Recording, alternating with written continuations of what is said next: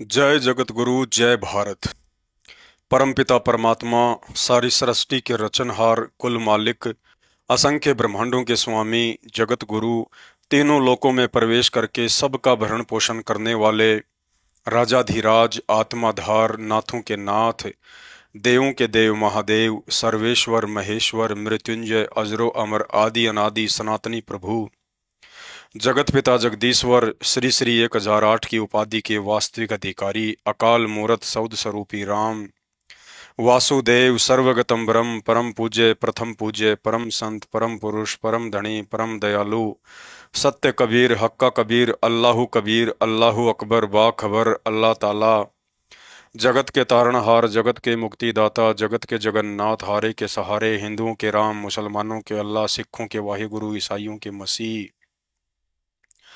दया के सागर दया निधि, करुणा के सागर करुणा निधि, स्वयंभू परिभू, संकट मोचन, कष्ट हरण, मंगल करण, दुख भंजन, अविगत कबीर, निर्विकार निर्विषम परमात्मा, अलय अलेख सतगुरु, आदि अनादि सतगुरु, असली मर्यादा पुरुषोत्तम, असली राम, असली कृष्ण, असली घनश्याम, असली मुरारी, राजाओं के राजा, महाराजाओं के महाराजा, शहंशाहों के शहंशाह, सम्राटों के सम्राट, भगवानों के भगवान, अल्लाहों के अल्लाह, प्रभुओं के प्रभु, मसीहाओं के मसीह, सच्चे वाहिगुरु, बाबाओं के बाबा, पीरों के पीर, सर्वगुण संपन्न, अनंत कोटि कलाओं के स्वामी, अनंत कोटि ब्रह्मांडों के नायक, योगियों में महायोगी, ध्यानियों में महाध्यानी, सिद्धों में परम सिद्ध, ज्ञानियों में तत्वज्ञानी, ब्रह्म ज्ञानी, महाज्ञानी, परम ज्ञानी, सच्चे रहनुमा, करीम अल्लाह, शुभान अल्लाह, युवा कबीर, समरत कबीर, ए समवात, अमित ओझा, दुनिया के अंतिम पैगंबर, 8 सितंबर 1951 से गांव धनाना, जिला सोनीपत, हरियाणा, भारतवर्ष की पावन भूमि पे प्रकट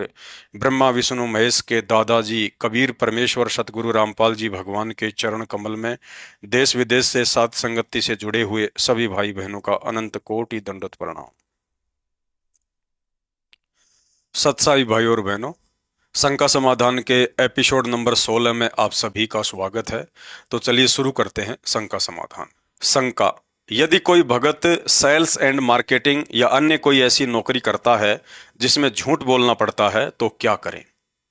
गुरुदेव भगवान का तत्व ज्ञान कहता है कि ग्राहक को गलत जानकारी देना या किसी वस्तु को बेचते वक्त झूठ बोलकर उसे बढ़ा चढ़ाकर बताना मर्यादाओं के खिलाफ है। गुरुदेव कहते हैं, कबीरा आप ठगाइए और न ठगिए कोई, आप ठगाए सुख होत है और ठगे दुख होय। हिंदू, मुस्लिम, सिख, ईसाई, हम सब एक ही परमात्मा के संतान हैं। काल ने हमें अलग अलग जाति, धर्म व देश में बांटकर एक दूसरे से अनजान बना रखा है। इस काल ने पहले से ही हम सबको इतना दुखी कर रखा है, और ऊपर से यदि हम अपने स्वार्थवश एक दूसरे को झूठ बोलकर, धोखा देकर, ठग कर, आत्मा दुखाकर और अधिक दुखी करते हैं, तो उपदेश लेने के बाद भगत का यह कर्म भी सतगुरु को नाराज करने वाला होता है। अतः जो भी काम करें ईमानदारी और सच्ची नीयत के साथ करें। गुरुदेव भगवान की नजर पल पल भगत के ऊपर बनी ही रहती है। वे हमारे हर कर्म से भली भांति परिचित होते हैं। जो बच्चा गऊ की नजर में यूं साईं को संत, भगतों के पीछे फिरे वो भगत वत्सल भगवान थे। जो गुरुदेव भगवान तीनों लोकों में प्रवेश करके सबका पालन पोषण करते हैं, वह समर्थ सतगुरु अपने मर्यादित भगत का भी ख्याल रखते हैं। कभी कभार अपने भगत के शील, संतोष, विवेक व धैर्य की परीक्षा के लिए परिणाम में देरी अवश्य कर देते हैं। अतः चाहे कैसी भी स्थिति या परिस्थिति क्यों ना हो, दुख में हो या सुख में हो, लाभ में हो या हानि में हो, इज्जत मिले या बेइज्जती हो, भगत ने सच्ची नियत से विश्वास के साथ अपना भक्ति कर्म व सांसारिक कर्म करते रहना चाहिए। और यह भी सोचना चाहिए कि टूटने से पहले ही परमात्मा अपने भगत को संभाल भी लेता है। इस दयालु परमात्मा से अपने भक्तों का दुख दर्द देखा नहीं जाता है, यदि वास्तव में कोई भगत है तो। इसलिए गुरुदेव भगवान कहते हैं, कल पे कारण कौन है, तू कर सेवा निष्काम, मन इच्छा फल देऊंगा जब पड़ेगा गुरु से काम। शंका: यदि पालतू पशु गाय, भैंस, बैल, बकरी आदि को चीचड़ लग जाएं या शरीर के किसी अंग में कीड़े पड़ जाएं तो क्या करें?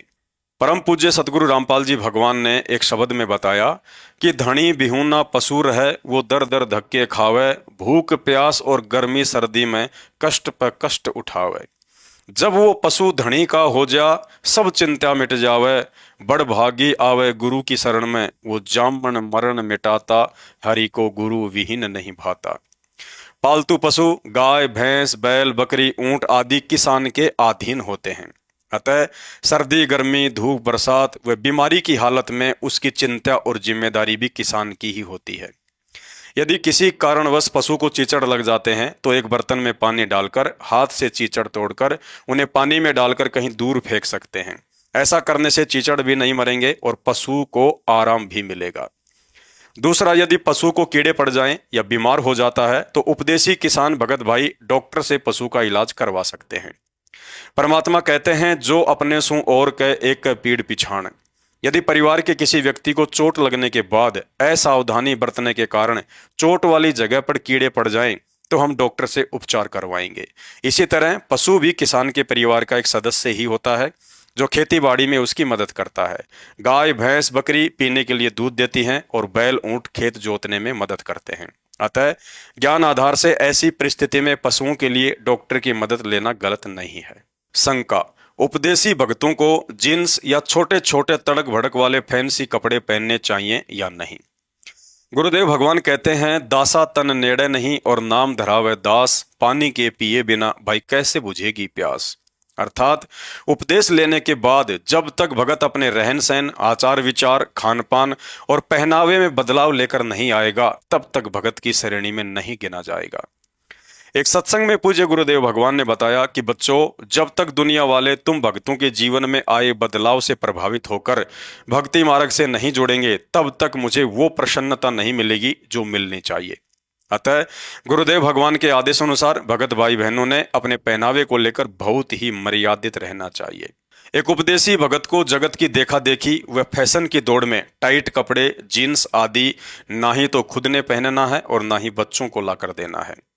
माता बहनों ने कमीज कुर्ता व ब्लाउज की बाजू का कपड़ा कोहनी से नीचे तक रखना चाहिए तथा तड़क भड़क और अधिक चमकीले कपड़े नहीं पहनने चाहिए। माता बहनों ने पेट या कमर दिखाई देने वाले कपड़े, पुरुषों के कपड़े जैसे pant shirt jeans T shirt आदि नहीं पहनने चाहिए। आजकल लेगिंग पहनने का प्रचलन काफी है, लेकिन माता बहनों के लिए भक्ति मार्ग में लेगिंग पहनना निषेध है।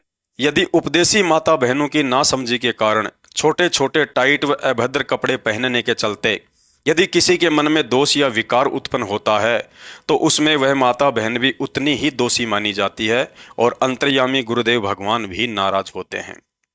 घर पर रहें या सत्संग में जाएं, माता बहनों ने ढीले ढाले सभ्य कपड़े पहनकर ही जाना है और बच्चों को भी सभ्य कपड़े पहनाकर ही जाएं।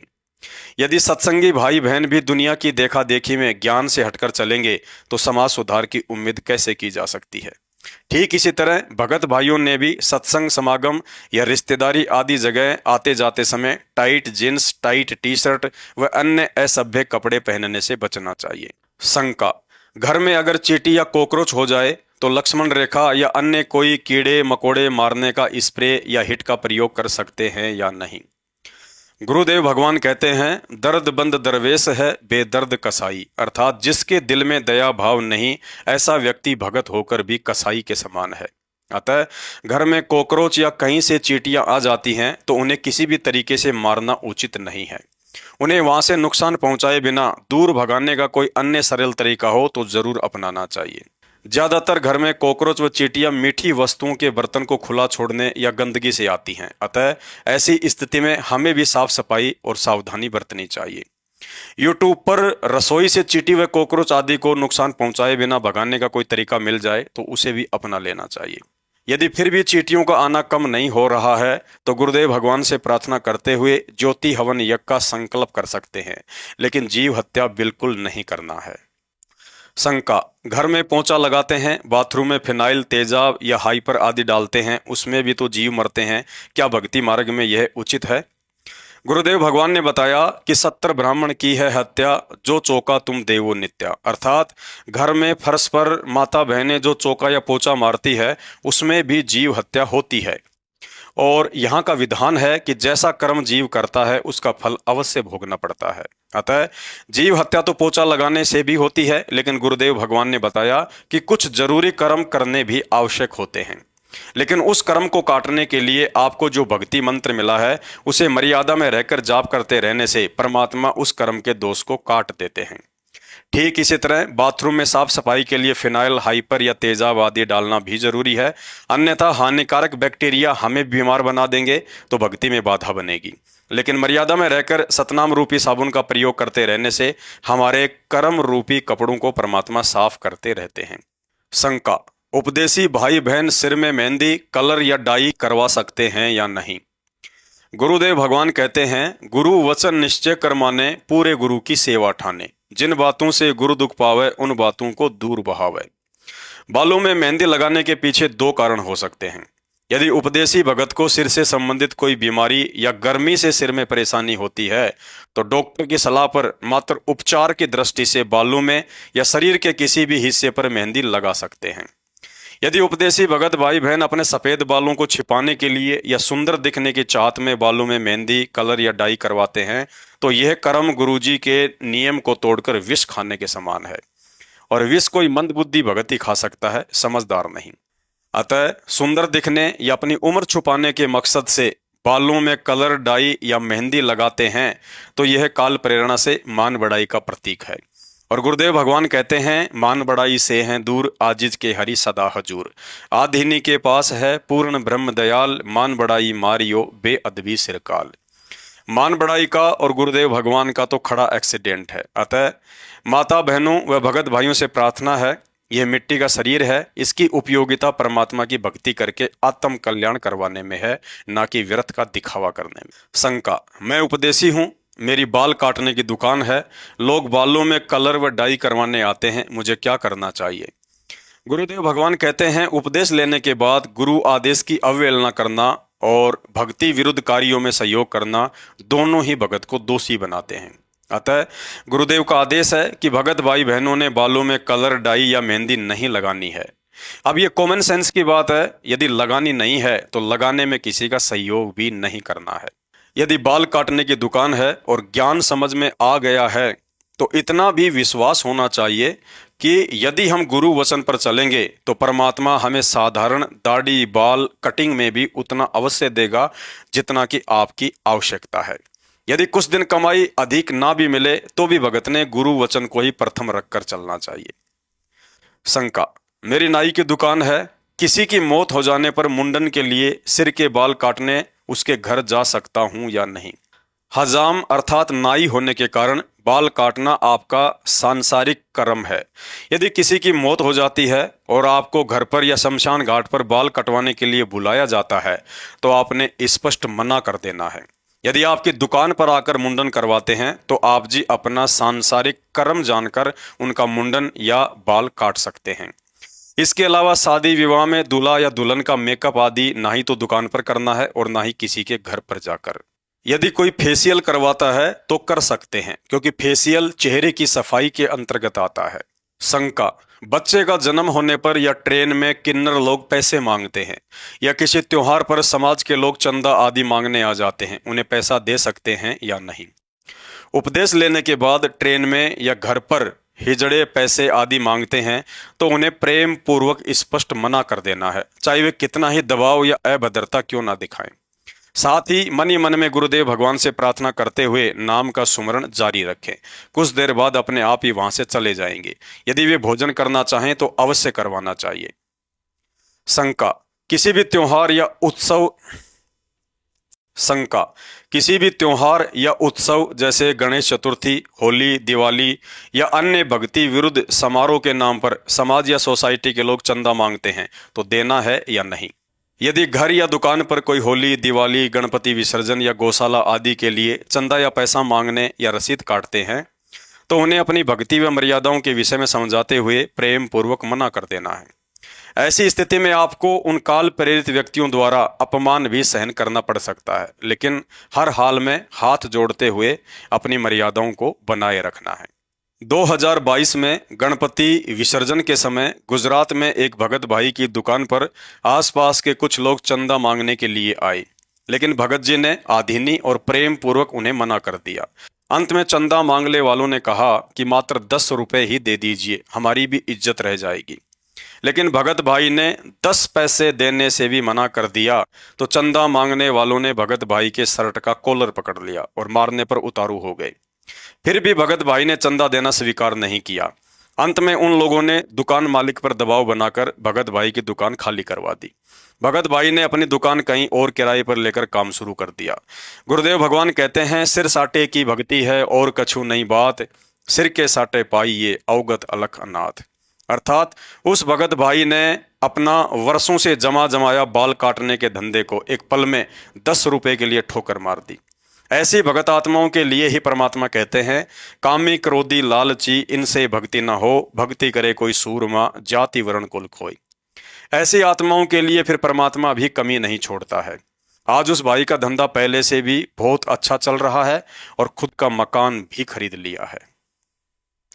कहने का मतलब है, ज्ञान देकर गुरु अपने शिष्य की परीक्षा भी लेता है।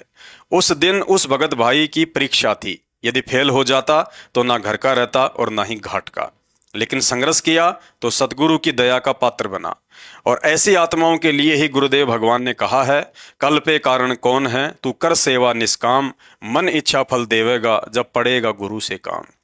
ऐसी पतिव्रता आत्माओं पर जब कभी कर्म की आंच आती है तो परमात्मा उनकी बलाएं अपने सिर ले लेता है और भगत को महसूस भी नहीं होता है कि कुछ हुआ भी था। शंका, क्या उपदेश लेने के बाद सामाजिक कार्यों के लिए चंदा दे सकते हैं?